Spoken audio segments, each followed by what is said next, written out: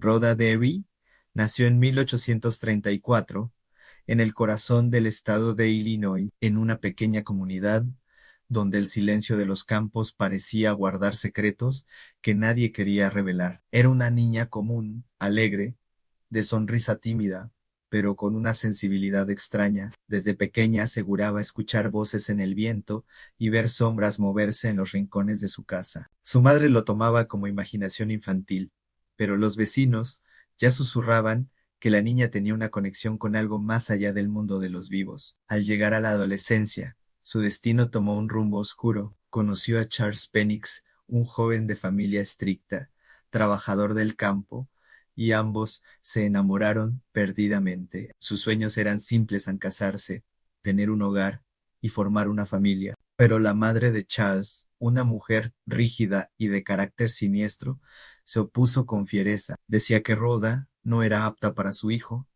y que su presencia traería desgracia a la familia. Frente a todos, lanzó una advertencia escalofriante en sí.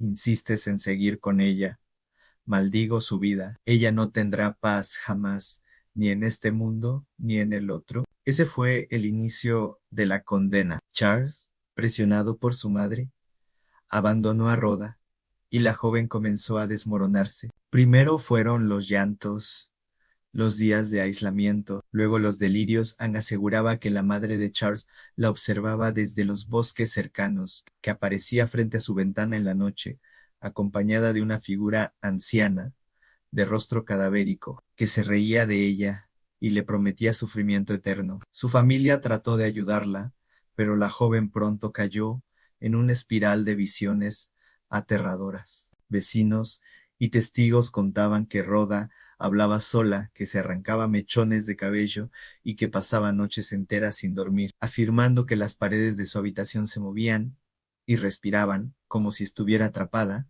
dentro de un ser vivo. En ocasiones gritaba que manos invisibles la sujetaban, que sentía uñas afiladas arañando su piel y juraba ver sombras con ojos brillantes escondidas en los rincones. Cuando cumplió 25 años, su familia no pudo más y decidió internarla en el manicomio del condado de Adams.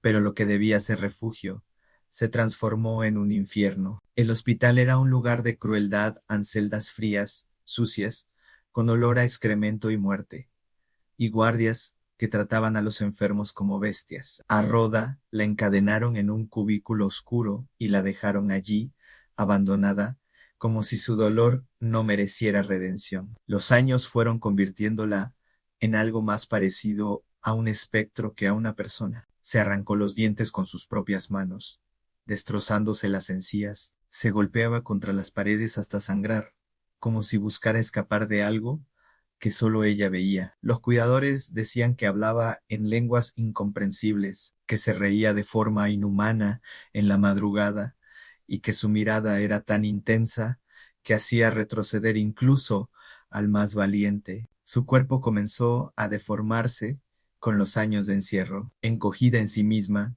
sus piernas quedaron atrofiadas, getoxidaos como jamaus, secaus, hasta que ya no pudo caminar ni arrastrarse. Su rostro se transformó en una mueca constante de dolor y locura, en ojos hundidos, piel arrugada antes de tiempo, una boca torcida que parecía siempre a punto de gritar. Los pocos que osaban acercarse aseguraban que su olor era insoportable, mezcla de sudor, sangre y algo inexplicable como azufre quemado. Durante más de 4 décadas, Rhoda vivió así, encadenada a su propio infierno. Sin embargo, lo más aterrador no era su apariencia física, sino lo que decía. Testigos juraban que describía visiones con un nivel de detalle imposible en pasillos interminables, llenos de cuerpos retorcidos, voces que clamaban desde debajo de la tierra, una anciana de rostro cadavérico que la visitaba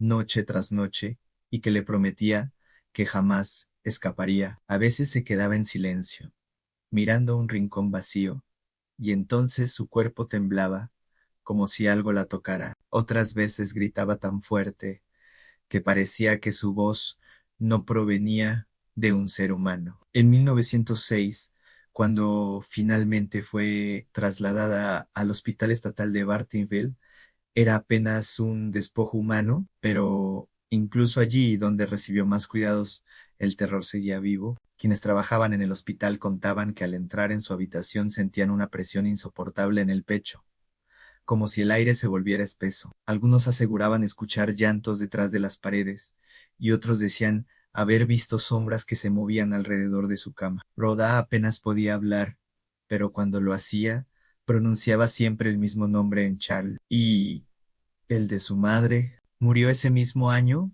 a los 74, después de haber pasado casi medio siglo atrapada en una prisión de piedra y sufrimiento.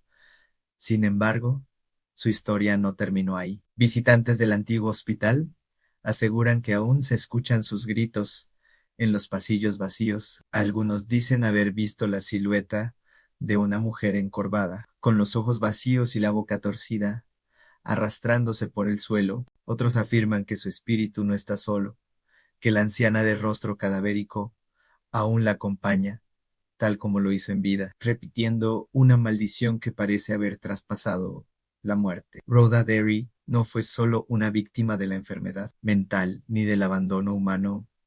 Fue una mujer que cargó con una sombra demasiado pesada, con un odio que se convirtió en condena. ¿Fue la maldición de una madre cruel lo que la destruyó? ¿O acaso se trataba de algo mucho más profundo, una conexión con fuerzas que habitan entre este mundo y el otro? Lo cierto es que su vida quedó marcada como un testimonio del horror absoluto, un recordatorio de que a veces el verdadero infierno no está bajo nuestros pies, sino en la mente y en la soledad que consume el alma hasta borrarla por completo.